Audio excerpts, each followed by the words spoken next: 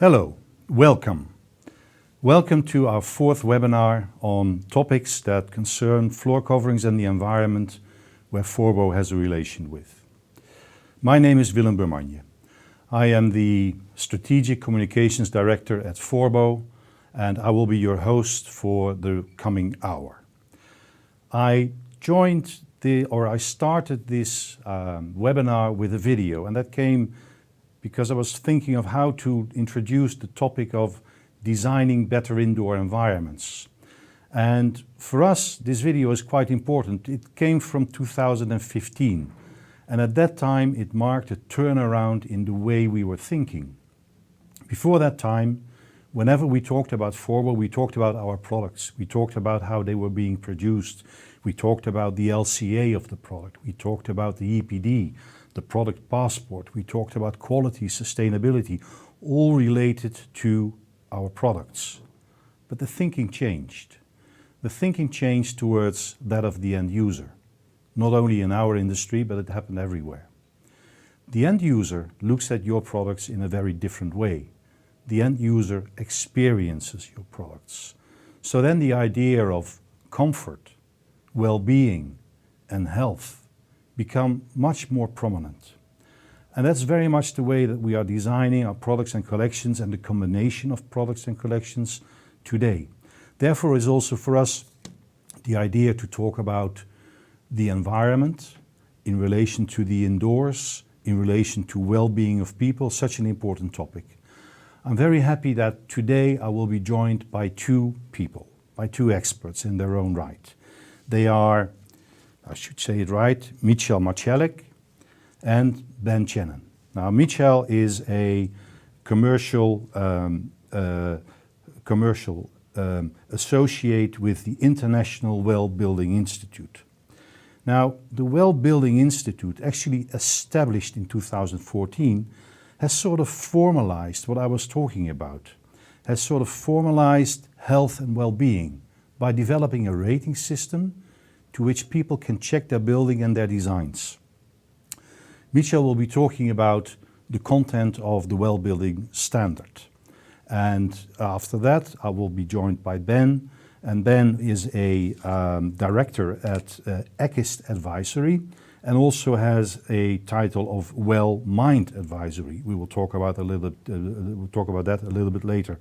Now, Ekkist Consultancy is an expert on the design, creation and management of buildings and places that support human health and well-being. So Ben will be talking to us about how he is using the standard from the Well Building Institute. First, we will go to Michal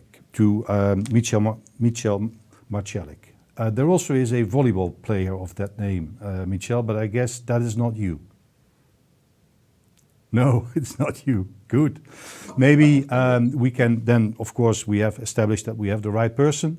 Maybe you can start your presentation so that we can, after you've shared your screen, hear all about the Well-Being Institute. Yeah. So thank you, William. Welcome, everyone. Thank you very much for the invitation. And I'm very pleased that I can present my point of view and our company approaches the subject of indoor environment. So my name is Michal Marszalek. I've joined the Europe team at IWBI this year, and I support mainly the commercial team and EMEA region on coaching market development with the role of technical account manager. So today I would like to present some tools that can be used to improve our indoor environment, as we have this topic on the main page. So first I would like to say something and introduce our company. So our mission at IWBI is simple. We have recently updated it, describing as a company as the trusted authority on health and well-being from buildings, whether it's our home, office, hospital, school, also for organizations and communities, and that we help organizations focus on creating people-first places. So in simple words, Well supports people and businesses instead of leading with a building-focused narrative. And what is a roadmap? It's a roadmap to mitigate record levels of stress, burnout, decrease attrition, increase productivity, understand people's experience from mental health resilience to employee engagement in a workplace. We know both of which greatly impact business outcomes and success. Foster diversity, equity, and inclusion to make healthy places accessible to all, which is really important nowadays. Attract top talents, achieve leadership awards in industry recognition, and also get back to business with confidence, especially nowadays during COVID pandemic situation. This is our vision of how well can evolve to meet the needs of the future. But I would like to also say something about development of well briefly. So when it comes to well development, in 2014 we first launched the well building standard, which is a singular building certification targeted largely to the commercial office spaces. It rests on a solid foundation of science, evidence, and research, including a 6-year expert peer review process. After gaining more experience, know-how, feedback from the market, it became, like for us, it became more evident that certification of buildings was the first step. And we understood that our decision about standard and our work must also include people. So that's why our development of new version of well 2017-2018, the well version 2 pilot emphasized strategies that would help organizations to scale well-being strategies to impact more people in more holistic ways, like, for example, operational protocols, policies, and in this way that helps companies foster a culture of health of an entire company and also their employees. The next step in which we also wanted to make it easier for well to serve the needs of organizations. So it was we moved from a building by building approach to an approach that allowed us to support companies in scaling and leveraging well across an entire portfolio. So this is why we released well portfolio with the well portfolio score, which is intended to represent progress towards health outcomes, adjustments in goals and strategy, what is important on an annual basis, and continual improvement across an entire organization in a long-term journey. Then 2020, we will all remember this date when the pandemic became. During this time, we created health and safety rating as a response. To this pandemic, it's what is important. It's this rating is made up of a subset of well version 2 features. So in this way, we ensure that this rating was an application of our core standard well certification, not a reinvention or something new. But I will say something more about this rating later, because this is mainly and this is connected with also today's topics, indoor environments. I will say more about this. And finally, in 2021, we announced plans for our next rating, the well performance rating, which will be a designation to benchmark building performance and the health and well-being outcomes of people. This rating is also comprised of a subset of strategies from within the well system. So for us, this is evolution, not revolution. So few information regarding demand for well, which appeared especially recently after 2020. So we have seen adoption of well grow rapidly, as I said, particularly in the last year. So you can see doubling enrolled square feet. So for now, we have more than 2,000 organizations, including over 80 of the Fortune 500 that have adopted well as a their roadmap. So more or less, information about our company, right now I would like to concentrate on our today's topic, indoor environment, and present it as explaining it with our well tools. So well is integrated system that provides the best practices to follow, we can say in this way. We have a lot of requirements, so I will try to not present specific solutions, but what is really important, and this is why I presented this in this way, companies can prioritize strategies based on well, and in this way can improve indoor environment within their project. So they can create goals, they can create strategy using well certification. And here are some examples: support indoor environmental quality. Companies might to obtain prioritize diversity, equity, and inclusion, or enhance climate and sustainability strategy. These goals can be based on our 10 concepts. Below concepts, I presented examples of features which might help to achieve these goals, specific goals. So in this way, we are not talking only about concepts and requirements, but in more broader way, we can create strategy, create goals, internal goals for each company, or each company can create these goals. And following well certification, it will be much easier to obtain and achieve aims. And here we have other examples like reopen safely and with confidence, reduce employee stress and burnout, and foster employee engagement and retention. So from my perspective, these goals can improve indoor environment. When we are talking about indoor environment, from my perspective, it's not only about design or implemented solutions. This is also about some kind of behavior, policy, or operational aspects. And because we are talking about flooring systems today, so I would like to present one concept in more details: the well materials concept, advances to strategies for selecting buildings, materials, and products. One is to increase literacy on materials by promoting ingredients disclosure.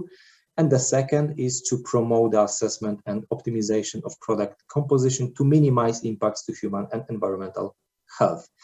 Both strategies aim to bridge data gaps in the supply chain. In this way, also support innovation in green chemistry and advancing market transformation towards healthier and more sustainable project. So this is exactly what was mentioned, or we could see on a movie, like products should be highly hygienic, safe, and nice to use, comfortable to use. So more about materials concepts. Some details. We have 3 preconditions in well certification, so obligatory requirements, 9 optimizations. We can gain 18 points in well certification, 20 points in core certifications. In core certification, I highlighted features which are related to flooring systems. So for example, on this slide, we can see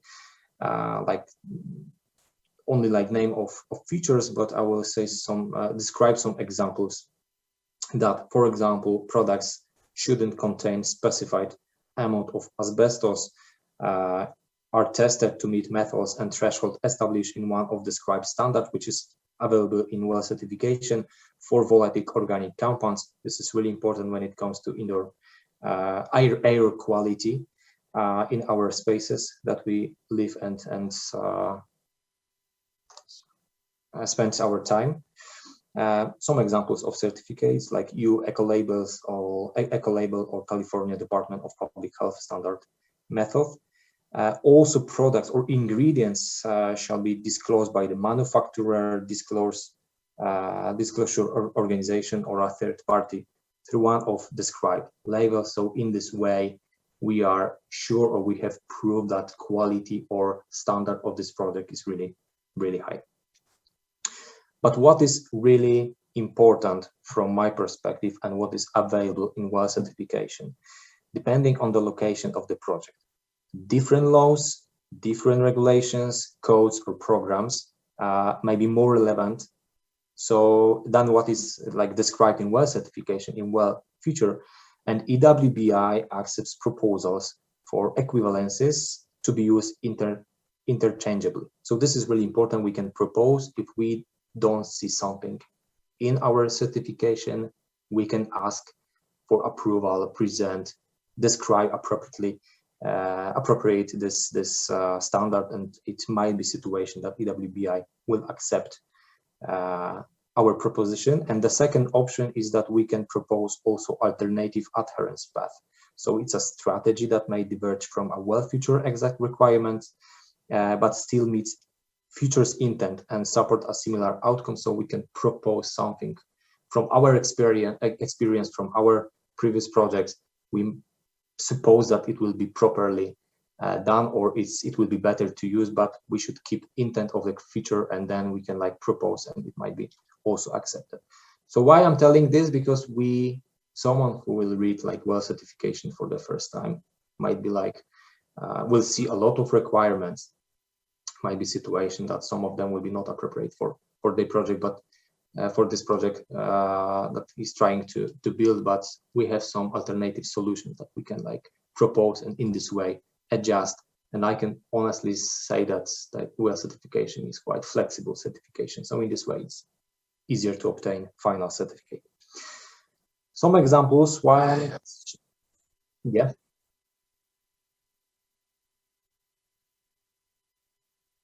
All right, so a few examples. Only information on this is that WELL is appropriate for every type of building, small companies, retail spaces, co-working areas. Or WELL certification is also like can be connected with sustainable development goals. So only information, because I'm running the time, 80% of WELL features are aligning with 16 of the sustainable development goals. We know that these goals are really important nowadays for many companies. And another tool that I would like to just briefly describe is crosswalk documents. So we can like align or combine two certificates, like WELL certification with other popular certificates on the market, and in this way try to obtain both of them, and it might be like documentation can be streamlined. Few words about health and safety rating. As I mentioned, it was created as a response for pandemic situation, and in general, the health and safety rating focus on operational policies in this way to facilitate a healthy and safe workplace or facility, maintenance protocols to reduce the risk of infectious disease transmission, and emergency plans to safeguard building user. And the last one, stakeholder education and engagement. Education and awareness is really important. Health and safety rating in general includes 20 features across the following core areas, which are visible here, and minimum of 15 need to be met. So each of these core areas has more requirements, and 15 is necessary to obtain to gain rating. As an example, Skanska project. I was one of the people responsible for this process prior to join IWBI. So it was 9 projects at the same time. So in this way, for Skanska, it was really crucial to prepare spaces for re-entry in a post-pandemic area. So 9 projects across 3 countries: Poland, Romania, Czech Republic, and Romania. And to sum up, I just wanted to briefly describe how our tools or certification is connected or can improve the indoor environment. So briefly, I mentioned about our concept. We can create goals and strategy internally in our company. We have appropriate guidance. At the end, we can gain recognition or use this as a marketing tool. And also, if we try to create strategy based on ESG because WELL is certification connected with health. It might be helpful to use also WELL for ESG reporting. The last slide, I promise, movement of leaders join the WELL AP community. I would like to encourage everyone to register to exam and then become a WELL AP. In this way, it may cause that it will differentiate person on a market, in the market, adapt. It will be helpful to someone to adjust WELL certification or only for our internal satisfaction. So satisfaction. So highly recommend to WELL. If you were interested, of course, you can contact me and I can describe more information. But right now, thank you very much for your time, and I hope you find it interesting. Okay, thank you very much, Michal. We will now have a screen where we are both visible. And there's one question, actually also a question coming from the audience already. All of you listening to this webinar, you can ask questions, and after the presentation of Ben, there will be a session of about 20 minutes where we will pick out some of the questions and make sure all the other questions are answered. It's a question coming from Paul Ajiboli, and it's about what you announced that has happened in 2021, the announcement of the WELL performance rating. The question is, there's been quite some interest in this WELL performance rating. Do you already know when the final product will be available? Unfortunately, not. It's only announced right now. We are internally discussing it. When officially it should be announced, but it will be connected mainly with performance outcomes of people, of health and well-being. So right now, I cannot confirm the final date when it will be officially announced or available. I will not push you because I have no idea what work is involved, but do you think it's a matter of weeks or months or a year? I would like to avoid this information because I have no idea right now. Okay, maybe there are some more questions on the topic. It's ongoing process. So it's ongoing.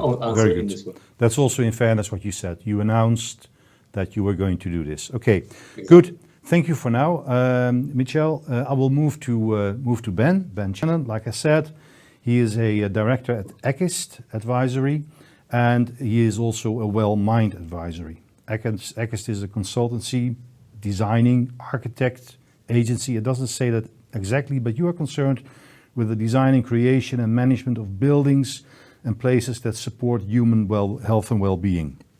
Your presentation is also titled Designing for Well-being, so we're very interested to hear that. It's always interesting that when you meet people that you haven't met before, that there's a link that is quite unexpected. Because when I was looking up Ekkist, I saw that your offices are in Guildford or Godalming, and that is just exactly the place where some 30 years ago I've been living for 3, 4, 5 years. So I can say that the location of your office is excellent if you are a well-building advisory specialist. There's nowhere in the UK there's more green and lawns and small little villages like in Surrey. Ben, we're interested. Small world, Willem, absolutely. Yeah, we're actually still all working remotely because there's so much uncertainty. But I think eventually we will end up heading back into London. Slightly less green, but lots more amenities. So it balances out. Okay. Shall I try and share my screen? If you would like to do that, yes, please. Perfect. Okay. I think we just need to rescale that, don't we? No, that's going to happen automatically. There you are. We can see it clearly. So the floor is yours. Thank you, Willem. So yes, as you said, my presentation is all about really designing for well-being, and of course, that's really what we're focused on at Ekkist.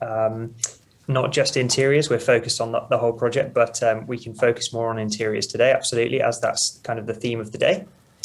A little bit about us, as people never seem quite sure who we are.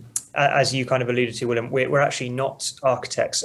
My background is in architecture. I trained as an architect, but we are actually a consultancy firm, and our entire remit really is to step in and help project teams and developers and clients who effectively want to implement the well building standard or who want to create healthier places. So I'd say probably about 80% of what we do is using the well building standard at the moment. But then, as I'll come on to explain, that we have other ways as well to bring health and well-being ideas onto projects too. So I think it's quite a nice pairing.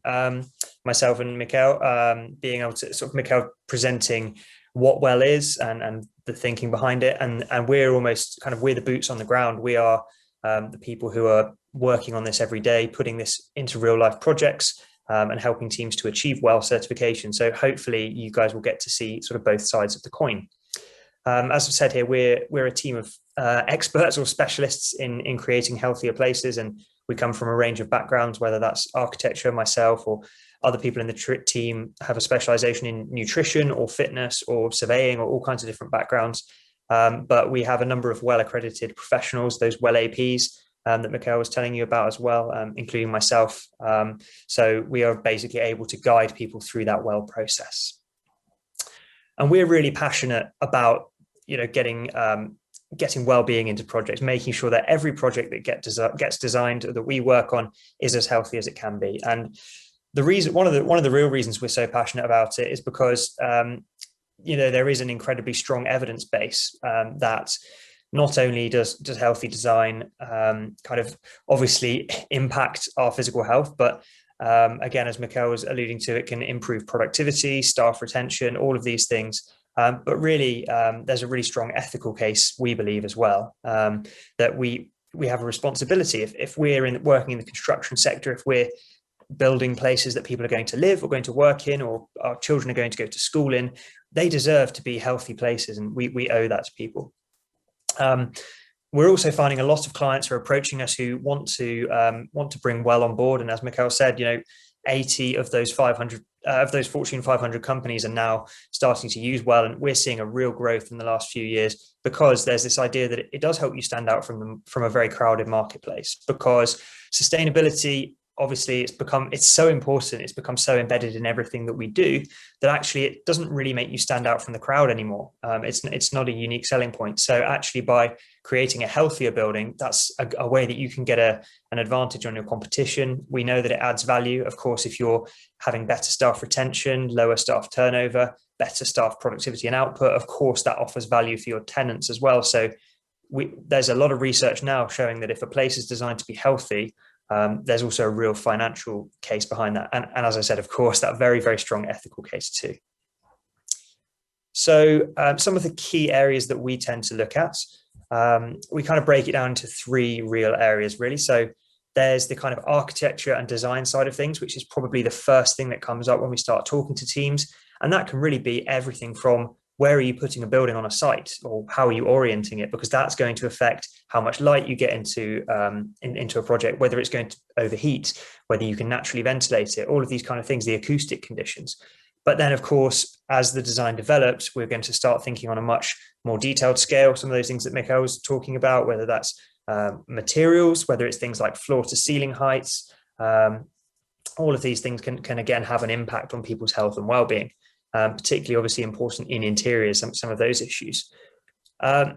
We'll then tend to find that the services team will come on board, the M&E engineers typically, and they'll start to talk about the lighting, they'll start to talk about the ventilation, the heating and those sort of things. And obviously there's a lot of conversations there around health and well-being, and how can we create a place that obviously is sustainable, but that also is really well fine-tuned to optimize human health.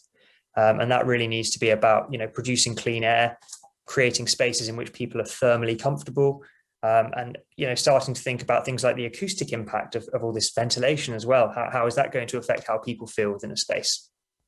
And then finally, there's absolutely no point us designing these really healthy buildings and then just walking away and having people run them in perhaps an unhealthy way. So a big part of well and a big part of what we do is about ensuring that buildings are run, operated, and sort of the HR side of things is all done in a very healthy way, because we might design it so that all the materials are really healthy. They're not off-gassing lots of nasty VOCs. But if you're then having cleaners come in and using lots of really unhealthy cleaning products that are releasing all kinds of chemicals into the air, it might sort of be a bit counterintuitive, and it might undo some of the hard work that the design team has put in to get to that stage. So there's a few ways that we measure healthy buildings. Michal will be pleased to hear, I'm sure, that we tend to recommend to all our clients really to go for WELL. Obviously, there's certain projects that I'll come to talk about in a minute where WELL might not necessarily work still. But for the vast majority of our clients, we say that WELL is the way to go because we believe it is the most rigorous, it's the most thorough, it's the most scientifically researched.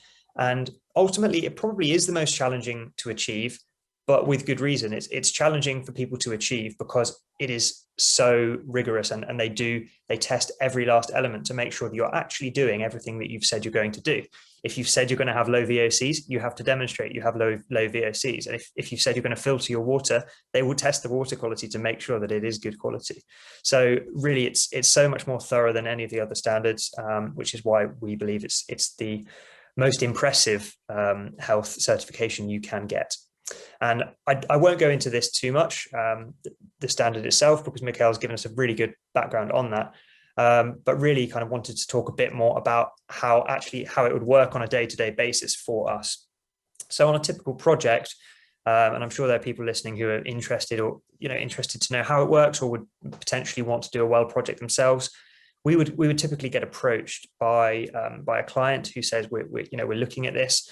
And our first step would be to do what we call a gap analysis. So actually, we will have a conversation with the design team, with the client, work out what their key goals are, what the building or the design is already doing, what it has the potential to do. So is there, do we have the scope to maybe add openable windows, or do we have the scope to improve the ventilation, or whatever it might be, or to potentially to change the specification of materials so that we've got healthier materials.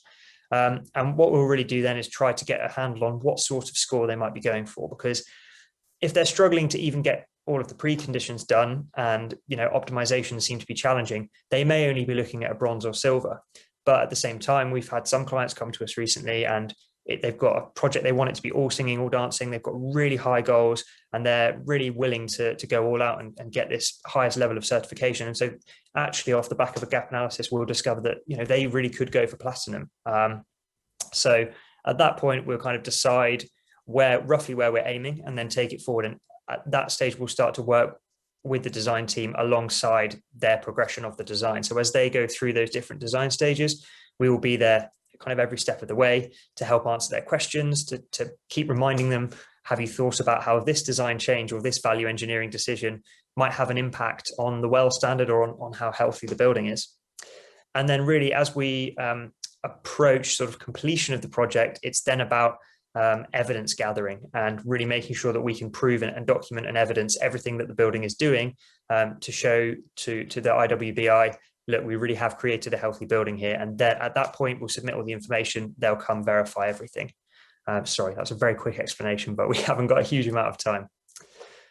I also wanted to touch very quickly on what we do when we have a project that comes to us where perhaps we can't do WELL certification.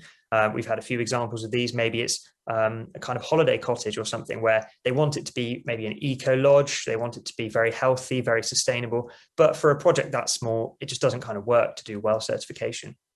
So in those sort of instances, we will use something called our own Design for Wellbeing framework. And you can see here, we've got a series of pillars that are sort of similar to the WELL building standard, but rather than being based more on kind of the building and the building envelope or the building design, it's actually more focused on kind of the human and what the potential needs of people using those spaces might be.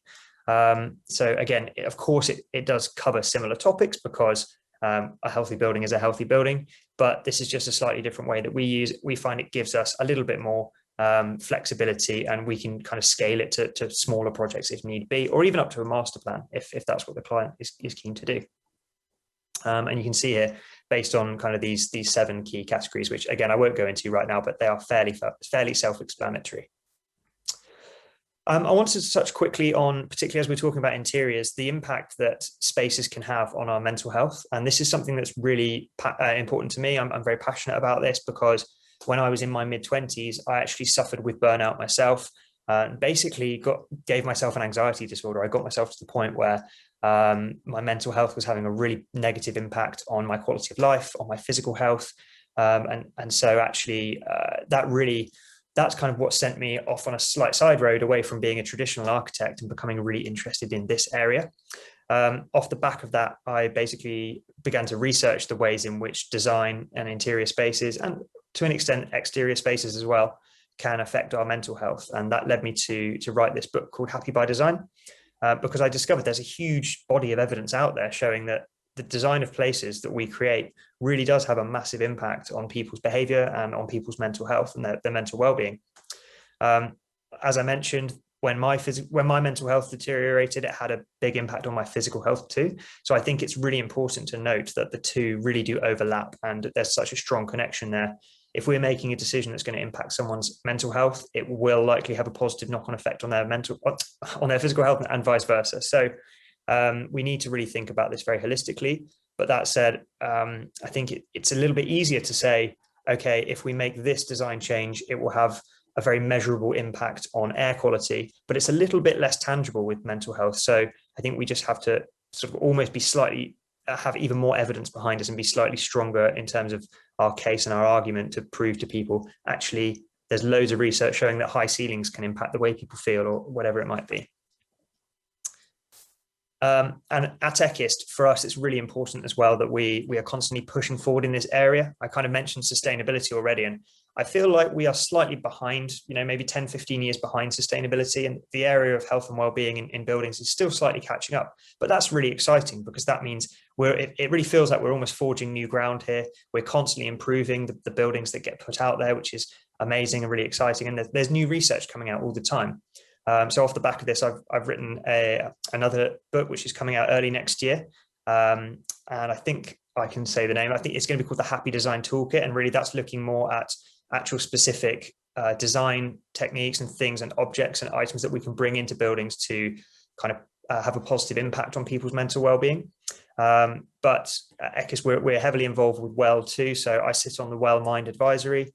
So that's one of their WELL concepts, helping to advise them on how to create healthier buildings for mental well-being. And we're constantly doing talks like this, lectures to universities, things like that, to kind of spread the word and really get more people involved with this exciting area of design. And where I've got about 2 minutes left, I think, so I'll rattle very quickly through just some selected projects so you guys can see kind of what this looks like in action. This was a project we worked on with, this is down in Kent in southeast England. So we worked alongside an architect here to win an RIBA competition. And this was basically to create a new nature centre and wellbeing centre for the local community. So you can obviously see there lots of references to nature, biophilia, natural language, and all of these kind of things. This is one that we've got going on at the moment, which is really exciting. This is in a sort of fairly, I'd say up and coming is maybe a nice way to say it, but an area of London that hasn't necessarily had as much spent on it over the years as some other parts of London. And we are working with amazing architects called Office S&M to create a new wellbeing-led community space. So the idea really is that this is kind of an arts centre. It's lots of activities and learning things and community activities going on in this space. And we've been brought onto the project to really help ensure that it's super healthy and it's really promoting all of those important elements like community. This is an example of residential on which we are currently pursuing WELL certification. We're not quite there yet, just putting the finishing touches on, and hopefully we'll be going in for it fairly soon. But this is now occupied, which is really exciting. And there's a whole range of things throughout this co-living scheme that we put in place to ensure that it can target WELL certification. And as you can see here, real focus on, again, natural materials, lots of light, lots of fresh air, lots of social spaces. And then at the other end of the scale, we've got kind of very luxury residential that we've been working on too. And this is a project called the Bryanston, and that's Hyde Park. You can see out of the window there. And the client's thinking here was really that if we're providing luxury homes, they absolutely have to be the very best in terms of human health too. So we've been pursuing WELL on this project, which is soon to be completed. And then this is an office space, again, just to show, as Michal was saying, you really can use it across such a wide range of projects. We've got a number of office projects on the go at the moment. But this was Uncommon, which is a kind of co-working space in Holborn, central London. And we've been working with them to achieve WELL pre-certification, which is kind of what you go for before you go for the full certification. So that is everything from me. Sorry, I think I've run slightly over, but I hope that was interesting. And of course, any questions, please do put them in the box, and we'll talk about them now. Thank you. Okay, Ben, thank you very much. Very interesting talk. The word interesting is something you should never use at the end of a presentation. I know that, but I really appreciated what you've been telling us about WELL. I think it gave us a very good insight into what that WELL building standard actually can do to buildings. Now, I have one question which is actually on the website of Ekkist, where you talk about your core beliefs. And your third core belief is that a building should have the power to inspire, grow with you, and adapt to a changing needs. Now, is that part of WELL building standard, this adaptation, growing needs, or is it something that you put in extra? And what does it mean? So, yeah, I think really what we're saying there is that buildings should go above and beyond, because at the moment, I know certainly in the UK, and I'm sure in many other countries, we have sort of base building standards, and you have to meet these. What we're really saying there is that buildings can go above and beyond these. They can be inspirational to people. They can help us to not just get through the day, but they can help us to thrive. And we know that because buildings can have such a big impact on people's behaviors, they can obviously, if we're not careful, they can have a very negative impact on people's behaviors. They can encourage people to sort of spiral, performance to drop, to become very negative. But if we design them really well and we fill them with light and plants and things like that, actually they can encourage people to live, to better themselves, to challenge themselves, to improve every day. And that's really what our goal is. And yes, in answer to your question, I'm sure Michal would want me to say that a lot of those are covered within the WELL building standard. Okay. There's lots of references to connecting to community, creating places that reference culture and that inspire people, and have references to art and all of these amazing things that we can put into buildings. Okay, thank you very much. Let's ask Michal to join the discussion. There's not too much time left, and there are some interesting questions that have come in. I have one very practical question, which is for you, Michal, which is about the enhanced HVAC, so heating, ventilation, and air conditioning. Is that a consideration for WELL? Enhanced HVAC. Volatile organic compounds, you mean? No. I think it's HVAC. Sorry, so that's HVAC systems, isn't it? So that's the ventilation. And HVAC. You call it HVAC. Air Okay. conditioning, HVAC system. Yeah. So could you repeat one more time? What about this? What about this? If this is a consideration for WELL, apparently the person asking the question does not see it coming back into the WELL standard. HVAC. I would say that we have dedicated concept air where we describe or require things connected with HVAC system. Yeah. So appropriate filters, appropriate air rate. So to improve indoor environment, air quality, we have plenty of requirements and things connected with HVAC system, thermal comfort, and many more. I would not give you an exact example, but I think I would repeat, we have plenty of requirements. This is really important topic for all of us, and then it's for sure topic dedicated in WELL certification. So okay, I see Ben nodding as well, so that should be the right direction. I have one question, which is about our business, which is manufacturing and selling, furnishing floors in buildings. When I talk about that, people think that our business is there's a new building and in goes a new floor. Whereas, as a matter of fact, that's only 30% of the business. 70% of the business is renovation business. And what I see you using, Ben, as examples, and what I hear you talk about, Michal, when it comes to the WELL building standard, it looks like this is more concentrated on new buildings. Or is there a mix? Renovation, new buildings? If you care to answer? Yeah, I would say, as obviously at the moment working on 5 or 6 different WELL certification projects, I would say more of them are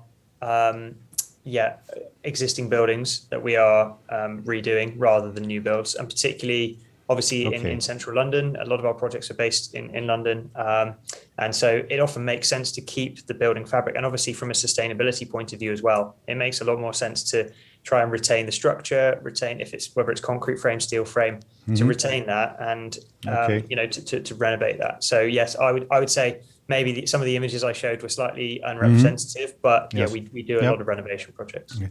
So also for you, Michal, there's only one well building standard. There's not a well building standard for renovation and a well building standard for new building. It was for exist, yeah, it used to be. So right now we concentrated on well certification and well core. Okay, the core, yeah. Like everything is like, everything is dedicated for each type of building. So you have like, of course, you have some requirements when you can choose well certification or core.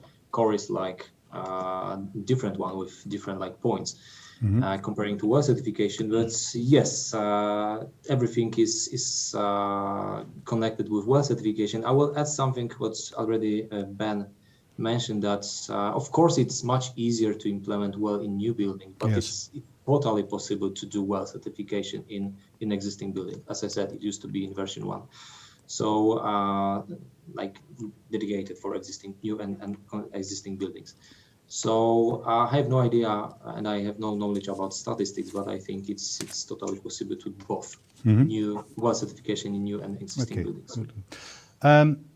When I was preparing for the webinar, it came to my mind that in the 1990s there was this notion of the sick building syndrome. And there were professors, also in Holland, Piet Vroon is a very important name here, who were actually claiming that people got sick in the new buildings that we were building. Now that was the 1990s. How come it took so long before health and well-being became a serious topic, before you started your work in 2014, before Ekkist started their advisory work? It's a huge gap.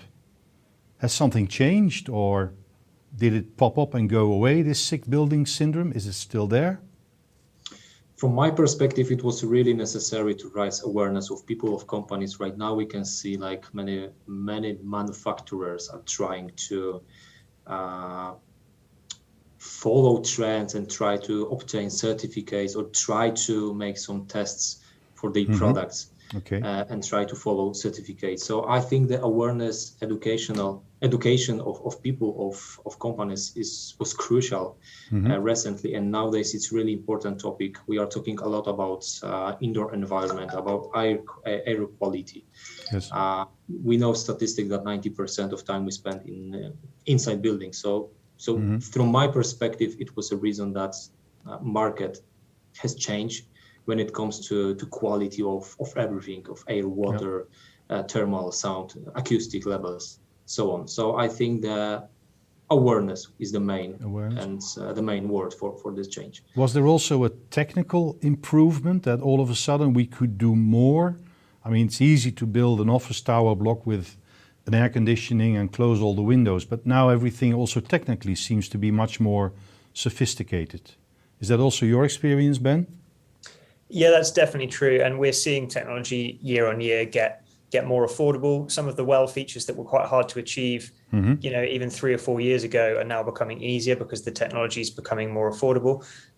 So we're definitely seeing that. But no, I would echo Michal's point. It's for me, it's about public perception. And often, unfortunately, with a lot of these things, it's kind of who shouts loudest. And in the 90s, I mean, I can't really speak from experience because I was still at primary school back then, but when people were talking about sick building syndrome, but there was a real push on sustainability. And as I've already said, with good reason, we are facing a climate crisis and sustainability has to be talked about. But I think people were so focused on the planet and, the impact that buildings were having on the planet.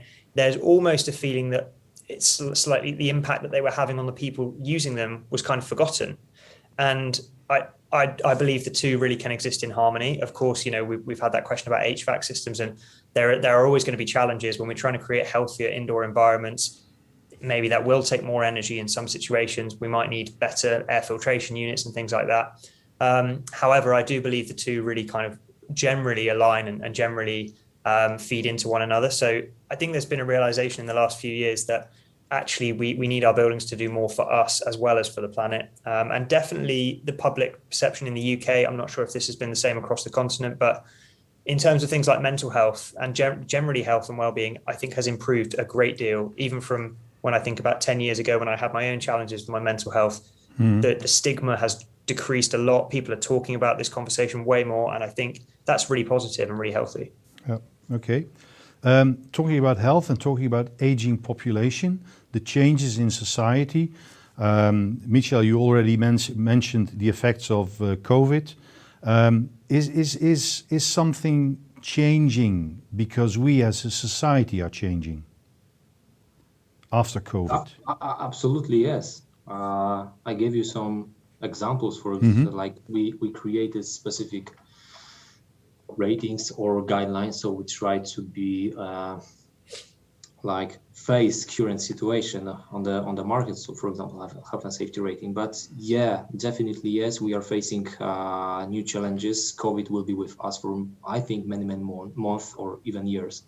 So we have to adjust ourselves. We have to adjust our projects, buildings, houses, residential units, everything, because right now we see that very popular option of work is hybrid work. So we spend time in our offices and we spend time in our homes. So this is really important to like create proper space for us, and then we can feel safe, resilient. We can feel comfortable. So this is really important to create appropriate place and space for us right now today. And I will repeat, people are more aware about that. So this is why they demand is and they expect, like their expectation is on a really high level. So we try to fulfill this expectations. Ben, there's another question from the audience, which is about the using or applying the well building standard. And the question is that sometimes there seems to be conflicting needs of sustainable operation of buildings and creating a good indoor air quality. For example, CO2 levels below 1000 ppm versus a ventilation demand. How do you tackle that idea of ventilation, fresh air, and being compliant to the standard? Yeah, it is a really good question, and kind of I touched upon it in my previous response, but it's something that we're constantly thinking about. I think it's worth saying, as I said, there is a general synergy, and when we've got in the UK, we tend to use BREEAM as our primary certification in terms of sustainability. There's about a 30% overlap between BREEAM and WELL certification. So it is worth saying a lot of the things that we're doing in WELL are having a positive impact in terms of sustainability too. But yes, you're always going to get these, there are certain situations in which actually the healthiest things to do for the people who are using that building might not necessarily be they might require extra energy. They might not be as positive for the planet as we would like. And that's when we have to, I think that's where we as the experts actually kind of earn our money, and we can really add value to a project. Yes. Obviously, we would always start with looking at whether a natural ventilation approach could be the way forward. But of course, if you've got a school and it's right next to a main road, we know the huge negative health impacts that's going to have on those children if they're breathing in that polluted air all day, every day, not just on their lung health, but on their heart health, and even like their kind of their brain development and all of those sort of things. So sometimes we do just have to say, actually, this is not good enough for the people using this building. We may have to use some extra energy here to achieve that. That said, the grid is constantly getting greener. We're constantly encouraging the use of sustainable technologies too. And ultimately, the building has to be seen as a whole. And I think as a holistic approach, WELL will have a positive impact generally on the planet. There's one word which I missed in your presentations, and it was present in all the other webinars that we've had so far, and that was on color, that was on the effects of the brain and the indoor environment, and that's biophilia and the color green. Is that part of the WELL building standard to have a green, airy environment? Michal? Yes. Yes? Yes, of course, yes. Okay. Also really important topic when it comes to mental health, if I can say that in this way. So it's really good to have a lot of greenery, a lot of biophilia. We have features describing requirements when it comes to green areas. So definitely, yes, you can find this topic in WELL certification, and it provides a really nice, and in this way you can provide a really nice space where you spend your time. So the simple answer is yes. So you're nodding as well, Ben. There's a plan behind you. There is a plan behind me, yeah, and it's worth saying both my books have got an entire chapter based on nature, because nature is so important. The great thing about it is there are so many studies by environmental psychologists about the effects of nature on our particularly our mental well-being, our productivity, our memory, all kinds of things. You know, putting flowers in a room with students can improve their memory and their test scores, which is amazing. I hope I mentioned biophilia in my presentation. I'm sorry if I didn't, but yes, it is. Maybe I missed it. Really important. Can also and we absolutely do have the evidence to show the impact it can have. So that's why it does play a big role, particularly in that mind concept of the well standard too. Yeah. There's a big area out there which is education and healthcare facilities. And what we see happening is that, or what I sort of hear is that it's well established. So the well building standard, well established in offices, well established in some residential, leisure environments. But when it comes to healthcare and when it comes to education facilities, it seems to be less so. Is that true, or is there a shift towards those types of buildings? How do you see that, Ben? We have to, in this kind of buildings, we have to keep specific conditions of air quality. So it's like a little bit more difficult to obtain, maybe not to obtain, but to convince owners of this kind of building. But of course, it is possible to implement. We have already launched K-12 guidance for schools. We have like plenty of case studies or some examples of case studies when it comes to healthcare and well certification. So it's not so popular as like commercial buildings, but definitely yes, it is possible. As I mentioned on my presentation, well is dedicated for each type of building. So it is possible to implement well both in healthcare buildings and schools. Is that not the biggest challenge for you, Ben, to actually move that direction, to look at the education? Definitely. We are really, really keen to get working on some education projects and some healthcare projects. Obviously, because as you've said, it's two of the areas where we can have the biggest impact on human health. There's a logistic problem here, certainly in the UK at least, in that you look at an office project, it tends to be a private developer, a one-off client, and they can simply approach you and say, we want to do a healthy building, we want to go for well or whatever it might be. It's a lot more challenging with things like healthcare projects or schools because they tend to be publicly owned. It's part of a much bigger, there's far more hoops that they have to jump through, and there's a lot more decision makers and a lot more sort of separation between who makes the decisions and who runs the building as well. So logistically it's tricky, but if there's anyone out there who wants us to help them with a school or a healthcare project, we would absolutely love that, and that's one of our next big goals. Okay. You already mentioned in your presentation the financial advancement that building owners can get when they have a well building certification. But how does that work? Is there a certain validity to the certification? Does it have to be renewed? Is it there when it's being given? How does that work, Michal? Do I have to pay every year? It depends. Well certification, for example, must be recertified every year, so you need to renew the certificates. From my perspective, this is really good because it's like we still need to prove or provide information that our building is on a high level when it comes to green and sustainability aspects. Health and safety ratings must be renewed every year. This is mainly because of this pandemic and specific requirements comprised of well certification, but this is mainly about and connected with operational stage of the building. So it's necessary to keep a building safe and in high quality when it comes to. Is that safety. Is that also what you do, Ben? That once you have finished the project, that you will check it every year, or that you will recertify, or? So yeah, we help clients to arrange this. There's requirements like ongoing monitoring where you have to ensure you're taking regular air quality measurements, water quality measurements. So what we'll help our clients to do is basically know what that process is, know what they need to do to maintain the certification, and support them in that process. Yeah, absolutely. Okay, good. We've run out of our available time. I would like to thank both of you.